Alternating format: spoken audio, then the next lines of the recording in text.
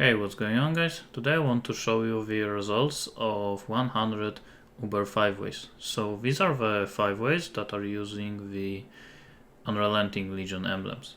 So first I want to talk about the emblems themselves. So how can you get them? What are the differences between the Unrelenting emblems and normal ones?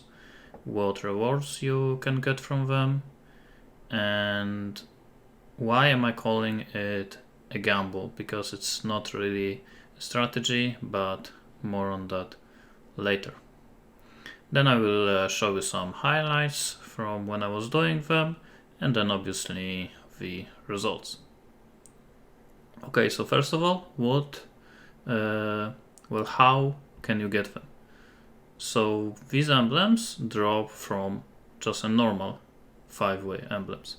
So I'm actually not sure if they drop from 3-way or 4-way, but for sure you can get them from just a normal 5-way encounters. I am also not sure what is the drop rate, because I just haven't done them before, so I don't know how often they drop, but I assume it's probably like 1 in 2 encounters. Maybe every single one you get one emblem, but then it would be just a random emblem, so you can't always expect to get like a full set. Sometimes you will get more of the certain ones, sometimes the others. So and obviously the second way to get them is just to buy them. So that's what I was doing. So I was buying them for 6.5 exalts per set. So here I can actually show you the full quad tab of 100 sets. So if you would buy them one by one, Karui most of the time go for 0.8x, Val for 1x, Eternal and Templar for 1.5, and Maraka for 1.7. So on average for one full set you would be paying 6.5 exalts. Okay, now what are the differences between the Uber emblems and normal ones? So these emblems, first of all, each one of them will give you 10% improved rewards, which doesn't really say too much, but overall you should just expect 50% more loot, and on top of that you will pretty much always get all 5 timeless jewels from these encounters. Sometimes you will get 4, but obviously it depends how many bosses you will be killing. And when it comes to difficulty, each one of them provide 3 additional modifiers to the encounter. So each single one of them gives 10% increased maximum life each time monsters are revived. So overall, if you are using all of them, that would be 50% each time. And the revive is basically when you go into the middle of the arena and you just reset monsters. So all of them are gonna be revived, and it also affects the bosses when they are revived. So let's say you revive bosses 6 times, then the bosses will have 300% increased maximum life, which basically means they have 4 times as much life, which makes encounter towards the end extremely difficult. So that's the first modifier, 10% increased maximum life, and this modifier is on each one of the emblems. But there are also 2 that appear only on one of them. So for example, Karui gives monsters life regen, so 1% life regen every time they are revived, and 20% chance for them to avoid being stunned. So after 5 resets they will be immune to stun, and 5% they will have 5% life recovery per second, which isn't too bad. But if you are running around the bosses and avoiding their abilities, you will actually feel the regen towards the end of the encounter. Second one is Templar, which gives monster 4% additional resistances and physical damage reduction, which combined with 50% increased maximum life is actually a big deal, and these 2 modifiers make monsters and especially bosses much more tanky towards the end. Third one is Marakev, which is probably the easiest one. These two are probably the easiest ones.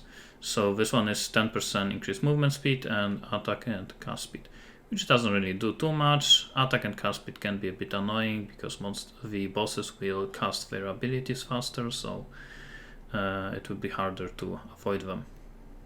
Next one is Eternal. So Eternal is increased critical strike chance and critical strike multi. So this is basically monsters will deal more damage.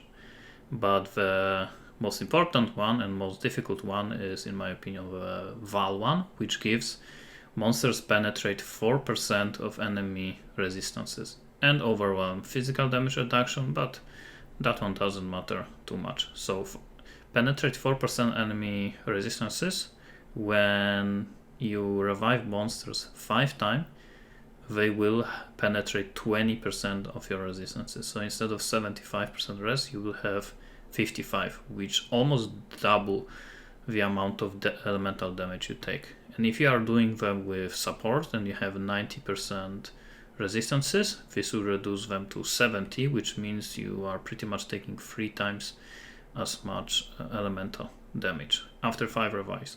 And you can, if you have a good character and maybe you're playing with a support, you can probably go up to 7 revives, which again makes the encounter much more difficult. And you will see later in a highlight the difference between the beginning of the encounter and the end. Okay, so what kind of rewards you should expect from them? So like I already mentioned, you will drop pretty much always 4 or 5 timeless jewels. On top of that, decent amount of loot. Quite often you will drop exalts and so on. But the most important thing is that there is a chance to drop a Stasis prison chest, which is the chest that can actually only drop from these 5 ways. And just to show you, on the trade you can buy them right now for 2 mirrors. So this is probably the most expensive unique item in the game right now, and the reason this is so expensive, it's pretty much because it's so rare. As you can see here, there's only 3 of them on the trade, and that's because just not that many people are doing these 5 ways, and again they are very expensive, 6.5 exalts per set. And when it comes to profit from them, you are never gonna get that money back. So this is why I am calling this strategy a gamble, not really like a consistent money making strategy, because if you do 100 of them and you don't get a single Stasis prison, you are losing money, and actually losing a ton of money.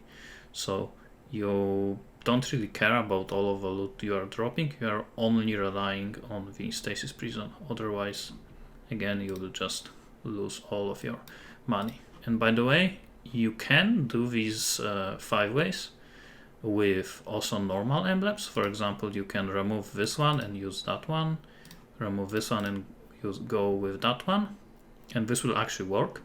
But apparently you can't drop the Stasis prison this way. So you have to do 5 way, and all 5 of them have to be Unrelenting ones. Obviously I haven't tested it myself, but that's just what I heard. And also the chance to get the Stasis prison depends on how many bosses overall you kill. So pretty much the same as for the timeless jewels. So when I was doing them, I was just focusing on the bosses. Obviously I was still killing monsters where I could, but I would mostly just focus on killing bosses. And the build I was using is my Instacking Wonder.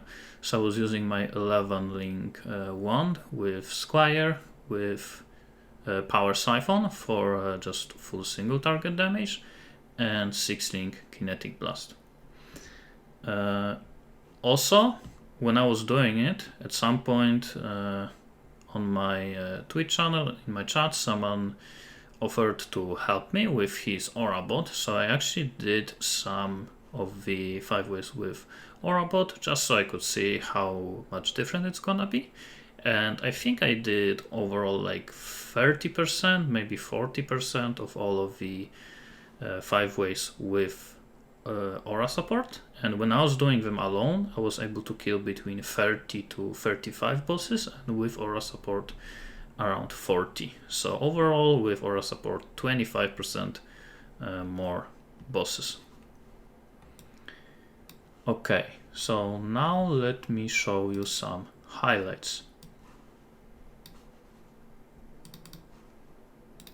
So here is highlight number 1. So here I'm just going to show you the difficulty of the encounter. So this is the beginning, so as you can see there is 5 minutes remaining, and bosses are pretty much dying in 1 or 2 seconds, and normal monsters are just getting one-shotted. So this is basically the same difficulty as normal 5 ways, and as you probably know, all normal 5 ways are already pretty difficult, but with this build it's not that hard. And here is 1 minute left on the encounter. So this is not even the end, but already as you can see, normal monsters are not getting one-shotted.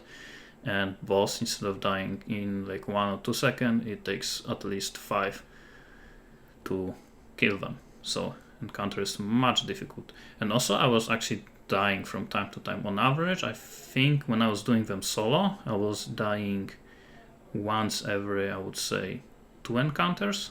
So they were pretty difficult. And here is loot actually from the first encounter. So I did drop 2 exalts and 4 jewels. And this is just to show you that even if you are lucky and you are dropping like insane loot, like a lot of jewels and exalts, it's still not gonna be worth it. Again, encounter costs 6.5 exalts, and right there I got like 3, maybe 4. Okay, so here I'm showing you the bug. So if you're gonna die when there's only few seconds remaining and the encounter is gonna finish when you are not there, when you're gonna go back, there's actually gonna be no loot. So be careful when that happens. Just sit in the encounter with your corpse and just wait for the timer to run out, and then resurrect after the loot is already on the ground. So here I am gonna drop the Carnal Armor chest, which is actually the chest that is the same base as the Stasis Prison. But there's also Reckless Ward, which is 1C item. So here I was hoping it's gonna be Stasis Prison, and it was, I think, encounter number 50 or something, and I was disappointed because it was only the Carnal Ward. Okay, so now the interesting ones. So without spoilers, so here you can see in the bottom left there is Stasis Prison on the ground, and now I know that Stasis Prison drops as identified. So next time I will see Carnal Armor on the ground that is not identified, I will know that it is Restless Ward. So that was the Stasis Prison number 1. So now I already pretty much paid for the entire gamble. And here you could see Stasis Prison number 2, and this time I am with the Aura bot. So this one is number 2.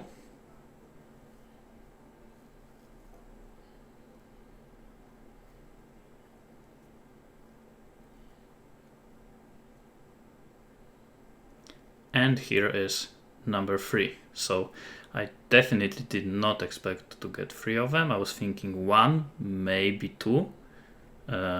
Honestly, I wouldn't be surprised if I got 0, but I ended up with 3 of them. So just to show you, here are all 3 of them, and here is the one that I was thinking it's gonna be the Stasis Prison. Okay, so let's look at the other loot. So here are all of the timeless jewels that I dropped. So there is around 460 of them, and out of all of them I got 1 that is actually pretty expensive. So in case you don't know, timeless jewels roll with the random seed, which determines the passives it's gonna give you, and you can also change it with divine orbs. So I found someone that has a list of nice seeds, and he checked all of them for me, and it turned out I dropped one that is actually worth between 50 to 100 exalts. It's actually pretty hard to say how expensive they are because they actually don't sell too often, but the good ones are extremely rare, so it's similar to, I would say, very nice Watcher Eyes jewels. So just to show you, this one is good because in this slot it gives 35% chance to deal double damage. So you can see here, when I am searching, there is 5% here. So that's total 10, 15, 20, 25, 30, and 35. So that's a lot of double damage, and there is a lot of, also like some other ones like increased strength, physical damage taken as fire, and so on. But the most important things are overall 35% chance to deal double damage. So that's just additional like 50 to 100x profit. Here are all of the currency and incubators, quite a lot of them. Probably I will never be able to use all of them. Here are all of the currency, 26 exalts total. Here are all of the other items, so fragments, maps, and so on. And here are just random 6-link and bases. So that's pretty much it when it comes to loot, but again, none of it actually matters. The only important thing is Stasis Prison. Now let's look at the spreadsheet, how much I actually made from it. So again, prices of Stasis Prison are worth between 600 and 800 exalts. So because mirror is like 410, 420, so 2 mirrors is pretty much 800 exalts. So let me actually change it here. I got 3 of them, so I did 100 of encounters, so it did cost me 650 exalts. It took me 12 hours to do it. Here is the breakdown of all of the jewels that I got. So I made 66 exalts from jewels and additional 8000 C, which is 50 exalts from the special jewel. So even with that, I actually lost 440 exalts without counting the Stasis Prison. So just from loot, if I didn't drop a single one, I would lose 440 exalts. And this is why I am calling this a gamble. And also, by the way, I did not drop a single Stasis Prison until encounter number, I think, 55. So I did half of them, so 50, without a single one. And I actually was thinking about doing this test just with 50 of them. So if I did just 50, I would literally just lose like half of the money, so like 325 exalts. Obviously, except for some additional loot, so I would probably lose like 250 exalts.